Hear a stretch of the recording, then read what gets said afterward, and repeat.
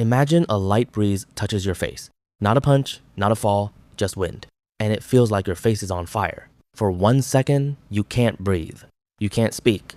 You freeze mid-sentence, mid-smile, mid-life. Then it's gone. 10 seconds later, it happens again. Doctors call this the most painful condition known to medicine. Worse than childbirth. Worse than losing a limb. Patients have a darker name for it. They call it the suicide disease. And the strangest part, it's not caused by cancer, not an injury, not even visible on your skin. It's triggered by something as small as brushing your teeth. So what is this disease?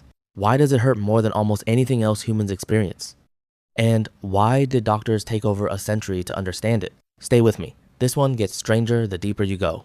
Let's start with your face. Right now, a nerve runs from your brain to your jaw, your cheeks, your eyes. It's called the trigeminal nerve. It's one of the largest nerves in your entire head. It controls how you feel, a kiss, a cold drink, a gentle touch. For most people, it works quietly, in the background, forever. You never even notice it exists. But for some, something goes wrong. A tiny blood vessel, sometimes no bigger than a hair, starts pressing on this nerve. Over years, that pressure wears away the nerve's protective coating, like stripping the plastic off a wire. And when that happens, the wire starts short-circuiting. Every signal misfires. A whisper of wind becomes a scream of pain. Doctors call this trigeminal neuralgia. Most people have never heard the name, but once you understand it, you'll never forget it. Here's what makes it so cruel. The pain doesn't come from an injury. There's no blood, no bruise, no visible wound. To everyone else, the person looks completely fine, but inside, it feels like electricity is tearing through their skull. Patients describe it in different ways, like a knife stabbing through the jaw, like touching a live wire with wet hands, like a bolt of lightning trapped inside the face. And it can be triggered by almost nothing. Talking, chewing, brushing teeth, laughing, a gust of wind, even the vibration of a passing car. Some patients stop eating solid food. Some stop speaking above a whisper. Some stop smiling, because even smiling can trigger an attack. Imagine being afraid of your own face, afraid of your own life. Now here's the part that should stop you. This pain isn't constant, like a headache that slowly fades. It comes in sudden electric shocks, seconds long, then gone, then back again without warning, dozens of times a day, sometimes hundreds. There is no way to predict the next attack, which means there is no way to relax, ever. Imagine living every single moment on edge, never knowing if the next breath of air will feel like fire. That constant fear, doctors say, is almost as damaging as the pain itself. Some patients describe it as living inside a countdown, waiting for the next explosion, never knowing when it will come. For a long time, doctors didn't understand this disease at all. Patients would go from doctor to doctor, being told it was a toothache. Some had healthy teeth pulled by mistake. One, then another, then another. Still, the pain didn't stop. Others were told it was a migraine, or sinus pressure, or even anxiety. Some were told the pain was in their head.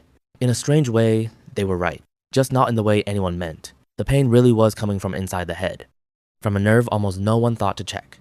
For centuries, this left patients trapped, suffering from something invisible, with no name and no explanation. This disease isn't new. Doctors have described cases for hundreds of years. Some historians believe famous figures in history may have suffered from it. Their symptoms match descriptions we now recognize instantly. Sudden facial agony, attacks triggered by touch, periods of relief followed by return. But without modern medicine, there was little anyone could do. For most of human history, this pain simply had to be endured, silently, for a lifetime. Now here comes the twist. Scientists once thought this disease was extremely rare, a strange, almost mythical condition. But researchers now believe it's far more common than anyone assumed. Estimates suggest thousands of new cases every single year, and that number may be far too low, because many cases go undiagnosed for years. Some patients suffer in silence for over a decade before getting the right answer. Some are misdiagnosed 5, 6, even 10 times, and that delay comes at a devastating cost.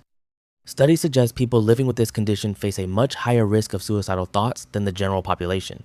That's not a scare tactic. That's why patients gave it its nickname, not because it sounds dramatic, because for some, the pain became unbearable enough to consider ending their life. This is why understanding pain isn't just a medical topic. It's a deeply human one. Let's talk about why this pain is ranked so high. Doctors and researchers have tried to compare different types of pain for decades. It's difficult, because pain is personal. No two people feel it exactly the same way. But when patients who have experienced multiple types of severe pain are asked to compare, something strange happens.